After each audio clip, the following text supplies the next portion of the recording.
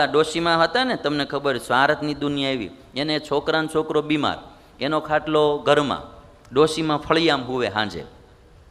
તો ડોશીમાં એ કથાઓમાં એવું સાંભળેલું કે અંતકાળે જમના દૂધ તેડવા આવે તે પાડો લઈને આવે. જમના દૂધનું વાહન પાડો, તે પાડો લઈને આવે. તે એમાં રાત્રે ડોશીમાં હુતા હતા ને એના છોકરાનો છોકરો માંદો ને એ ઘરમાં ઉંદર ખાટલો હતો. તે એમાં રાત્રે એક ભેંસ છૂટી ગયેલી કોકની. તે એ ડોશીમાં ખાટલે આવી. અને ભેહું ને હું છે અહીં માથા ઉપર ખજવાળ બહુ આવતી હોય, એટલે એ ઓલું આમ પાયો આમ ઊંચો હોય ને તો ત્યાં આવડી મળી ખજવાળવા. અને ખાટલો હલાવ્યો, ડોશીમાં જાગી ગયા, જોયું ત્યાં તો ભેંસ. રાતમાં ઊંઘમાં ડોશીમાં ને એમ થયું કે ઓલા છોકરાને જમદૂત તેડવા આવ્યા છે ને પાડો લઈને આવ્યા, પાડો અહીં ફળિયામ છોડ્યો છે કે. એટલે ડોશીમાં જાગીને શું કે, એ માંદાનો ખાટલો ઘરમાં છે એ કે, એમ માંદાનો ખાટલો કે કોઈ એમ જાય એવું નહીં ઘનાભાઈ. એમાં સ્વાર્થની દુનિયા છે. ચિત્રકેતુ રાજા, એને ઘણી બધી રાણીઓ હતી, કોઈને સંતાન નહોતું થતું. એક રાણીને સંતાન થયું, બીજી બધી રાણીઓને એમ થયું કે આવડિયા બહુ માન્યતી થઈ જાય, આની કીર્તિ વધી જાય આપણા કુળમાં. બધુંએ ભેગી થઈને એ એક બાઈને જે એક દીકરો જન્મ્યો હતો એને મારી નાખ્યો. લ્યો, અને ચિત્રકેતુ રાજાને વૈરાગ થયો. આ ભાગવતની કથા સંભળાવું છું તમને, ભાગવતમાં આવે છે.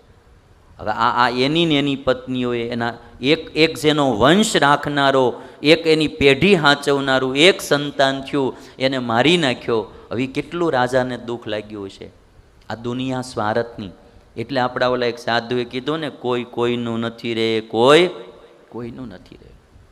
અને ભર્તૃહરિ રાજાની પત્નીએ એનો જ્યારે વિશ્વાસઘાત કર્યો ત્યારે ભર્તૃહરિને એમ થયું કે આ દુનિયામાં કાંઈ સાર નથી. એને એટલા માટે કોઈએ કીધું કે આકાશમાં ટમટમતા બધા તારા નથી હોતા. આકાશમાં ટમટમતા બધા તારા નથી હોતા. સાગરના પાણી બધા ખારા નથી હોતા. મંદિર જનારા બધા સારા નથી હોતા. જેને હું ચાહું છું એ બધા મારા નથી હોતા. એ બધા મારા નથી હોતા. આપણે એમ હોય કે આ મારા, એ તો ટાઈમે ખબર પડે. એટલે બહુ એની માટે બંધાવું નહીં. અમે જેને માની લીધા હતા અમારા, અમે જેને માની લીધા હતા અમારા, શિરે જેને રાખ્યા હતા સમજી સિતારા, માથા ઉપર રાખ્યા હતા સિતારા સમજીને. હા, જેને અમે માની લીધા હતા અમારા, શિરે જેને રાખ્યા હતા સમજી સિતારા, કસોટીની જ્યારે ઘડી આવી ત્યારે પરાયા બની રહી ગયા સૌ અમારા. કસોટીની ઘડી આવી ત્યારે પરાયા બની રહી ગયા સૌ અમારા. ત્યારે પરાયા બની ગયા. આ કાળમાં ઘણાને ખબર પડી ગઈ છે કોણ આપણા કોણ પારકા. ભાઈ, ઘણા ખબર પૂછવાય નથી આવતા, ઘણા મૃતદેહ લેવાય નથી આવતા, ઘણા પાહે નથી આવતા. લ્યો, મેં હમણાં એક જોયું તો ફોટો કે એક ભાઈ ને આ રોગ થઈ ગયેલો, તે ગામવાળાએ ગામમાં ઘૂસવાની ના પાડી દીધી. એ કે તારે ગામમાં નહીં આવવાનું, કે બિચારો વાડીએ રે. તે વાડીએ કોઈ જાય નહીં, એની પત્ની એક દીકરી એની, તો એની પત્ની કે હામું જોવાય ન જાય. એની દીકરીને એમ થયું કે મારું બાપુજી ત્યાં શું થતું છે, જાઓ. તે બિચારી એક દી પાણી લઈને ગઈ એમ, અને તો એ પાવા જતી હતી ને બાપુજીને પાણી, તેની માએ ના પાડી, ખેંચી લીધી આમ દૂર. એવો ફોટો આવ્યો હતો ન્યૂઝમાં. હાલ, માણસને તારે ખબર પડે. તે દી પછી એને એમ થાય કે મેં આ આખી જિંદગી કોને માટે બરબાદ કરી, મેં આ પાપ કોની માટે આખી જિંદગી કર્યા, મેં આ ઢવડા કોની માટે કર્યા, મેં આ બધા કાળા ધોળા આ જાકૂબના કોની માટે કર્યા. હવે મારે તો આ બધા કર્મ કરેલા ભોગવવાના ને, એની માટે વૈરાગ જોઈ. મારું એ કેવું છે, વૈરાગ હોય ને તો માણા એટલો પાછો વળીને રે, નહીતર ન આવે. જેને ગણ્યાતા પોતાના મેં નીકળ્યા નહીં કોઈ મારા, નીકળ્યા નહીં કોઈ મારા. અદ્ભુત પંક્તિ, સમજ્યા છે એ વિશે. હરે જેને ગણ્યાતા પોતાના મેં એ નીકળ્યા નહીં કોઈ મારા, નીકળ્યા નહીં કોઈ મારા. વિશ્વવલ્લભ પ્રભુ સ્વાર્થી દુનિયા, જીવું ભરોસે તારા, જીવું ભરોસે તારા. આ દુનિયા આખી આવી છે ભાઈ. એટલે બહુ બધાના અનુભવો છે. આપને તો બધું સારું હોય ને એટલે હજી આ ન એટલું મનાય એમ. બાકી તમે જનમંગલ સ્વામી બહાર જોવો ને બિચારા એવા દુખીઓ છે, એને એમ થાય પશ્ચાતાપ કે મેં આખી જિંદગી કોની માટે આ બગાડી. એટલે આ દુનિયામાં કોઈને સેજે હવે તો આમ જેમ જગત જાય ને આમ કળિયુગ તરફ, હજી તો 5,000 વર્ષ ગયા, 8 લાખ ને 4 લાખ ને 32,000 વર્ષ કળિયુગના. તમે જોજો, એક ધનવાન કરોડપતિ હતો, બહુ રૂપિયાવાળો, કરોડો રૂપિયા મૂકીને ધનવાન માણસ મરી ગયો. હવે એની પત્ની હતી ને, એને એનો એક નોકર હારા મારો જુવાની હતો, દેખાવડોનો, આમ બહુ ગરીબ હતો પણ આમ સ્માર્ટ માણસ, જુવાનીઓ એવો આમ એને દિલમાં વસી ગયેલો. જેવો ધનવાન પતિ મર્યો, એની પત્નીએ તરત આ જુવાન નોકર હારે લગ્ન કરી લીધા.